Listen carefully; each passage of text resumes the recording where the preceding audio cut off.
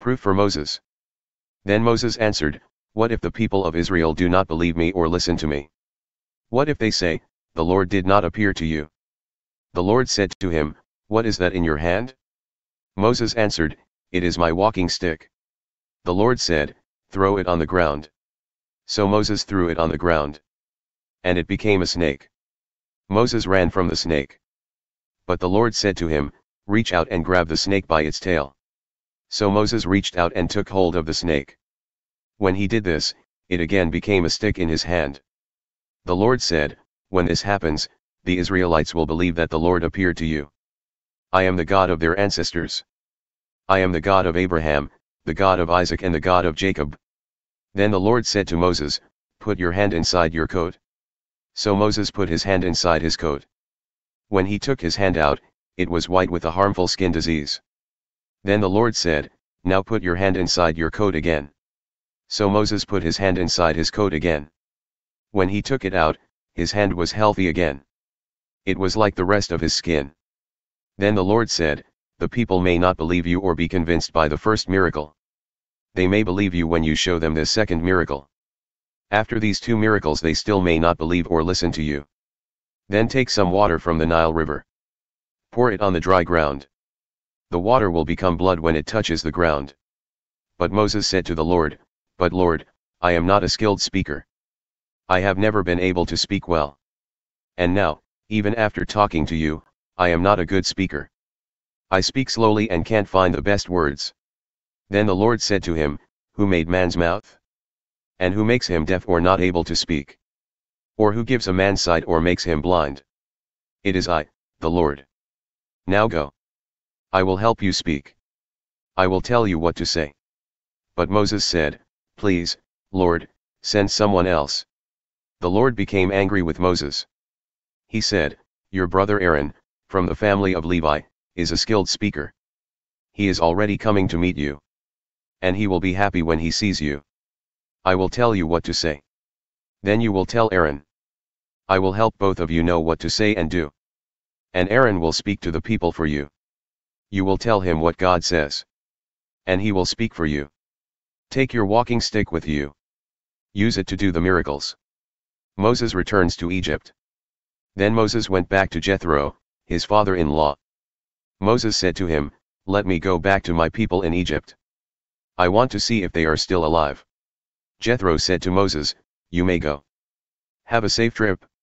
While Moses was still in Midian, the Lord said to him, Go back to Egypt. The men who wanted to kill you are dead now. So Moses took his wife and his sons and put them on a donkey. Then he started back to Egypt. He took with him the walking stick of God. The Lord said to Moses, When you get back to Egypt, do all the miracles. I have given you the power to do them. Show them to the king of Egypt. But I will make the king very stubborn.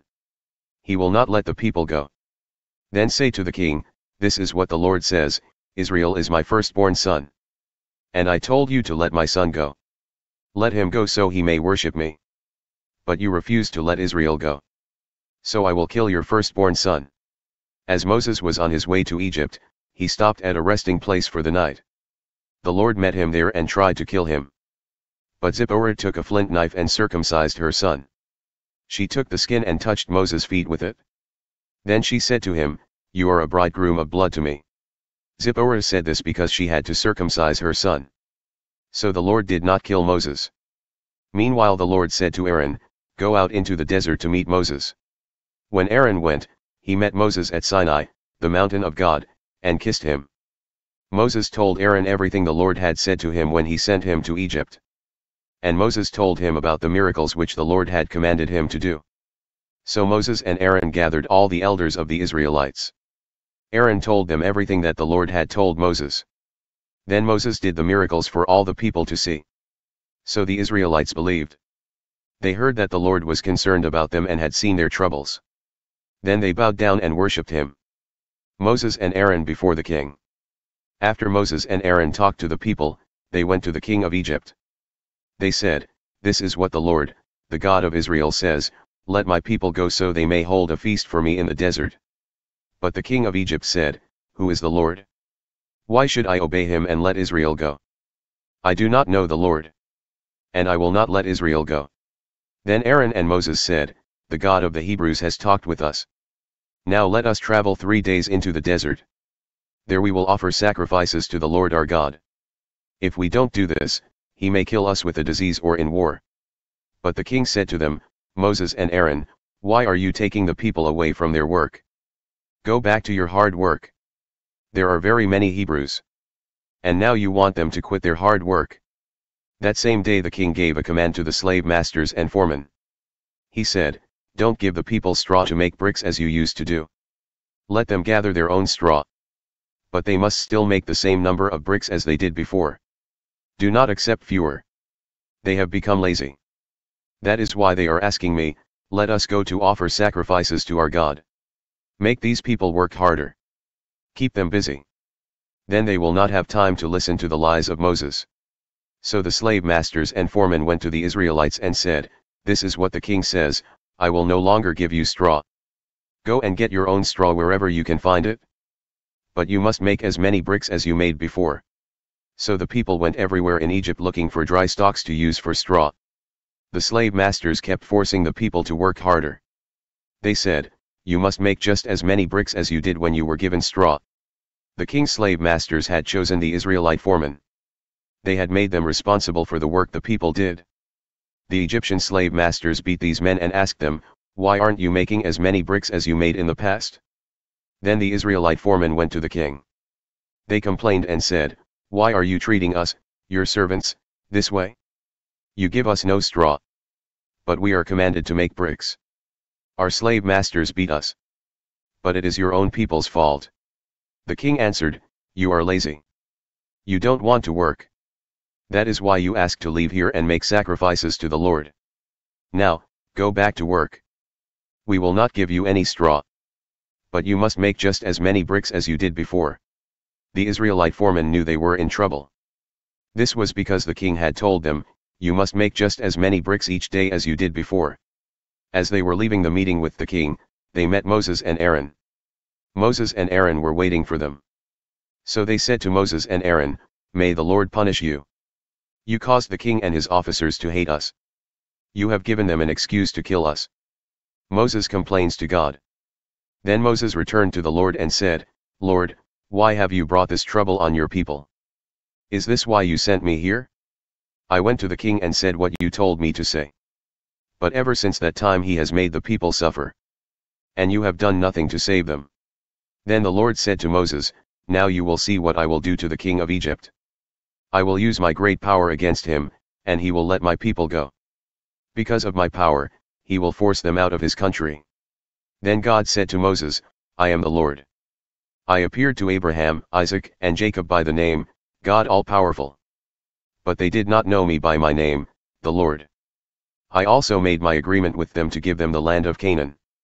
They lived in that land, but it was not their own land. Now I have heard the cries of the Israelites. The Egyptians are treating them as slaves. And I remember my agreement. So tell the people of Israel that I say to them, I am the Lord. I will save you from the hard work the Egyptians force you to do. I will make you free. You will not be slaves to the Egyptians. I will free you by my great power. And I will punish the Egyptians terribly. I will make you my own people, and I will be your God. You will know that I am the Lord your God. I am the one who saves you from the hard work the Egyptians force you to do. I will lead you to the land that I promised to Abraham, Isaac, and Jacob. I will give you that land to own. I am the Lord. So Moses told this to the people of Israel. But they would not listen to him. They were discouraged, and their slavery was hard. Then the Lord said to Moses, Go tell the king of Egypt that he must let the Israelites leave his land. But Moses answered, The Israelites will not listen to me. So surely the king will not listen to me, either. I am not a good speaker. But the Lord told Moses and Aaron to talk to the king. He commanded them to lead the Israelites out of Egypt. Families of Israel. These are the leaders of the families of Israel. Israel's first son, Reuben, had 4 sons. They were Hanok, Palu, Hezron and Carmi. These are the family groups of Reuben. Simeon's sons were Jemuel, Jamin, Ahad, Jachin, Zohar and Shaul. Shaul was the son of a Canaanite woman. These are the family groups of Simeon. Levi lived 137 years. These are the names of his sons according to their family history: Gershon, Kohat, and Merari. Gershon had 2 sons, Libni and Shimei, with their families. Kohat lived 133 years. The sons of Kohat were Amram, Izhar, Hebron, and Uzziel. The sons of Merari were Mali and Mushi. These are the family groups of Levi, according to their family history. Amram married his father's sister Jochebed. Jochebed gave birth to Aaron and Moses. Amram lived 137 years. Izhar's sons were Korah, Nepheg and Zichri. Uzziel's sons were Misal, Elzaphan and Sithri. Aaron married Elisheva. She was the daughter of Amminadab and the sister of Nahshon. Elisheva gave birth to Nadab, Abihu, Eleazar and Ithamar. The sons of Korah were Asur, Elkanah and Abiasaph. These are the family groups of the Korahites. Eleazar son of Aaron married a daughter of Putiel. And she gave birth to Phinehas. These are the leaders of the family groups of the Levites. This was the Aaron and Moses to whom the Lord spoke. He said, "Lead my people out of Israel in their divisions." Aaron and Moses are the ones who talked to the king of Egypt.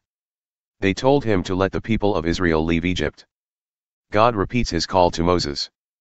The Lord spoke to Moses in the land of Egypt. He said, "I am the Lord. Tell the king of Egypt everything I tell you." But Moses answered, "I am not a good speaker. The king will not listen to me."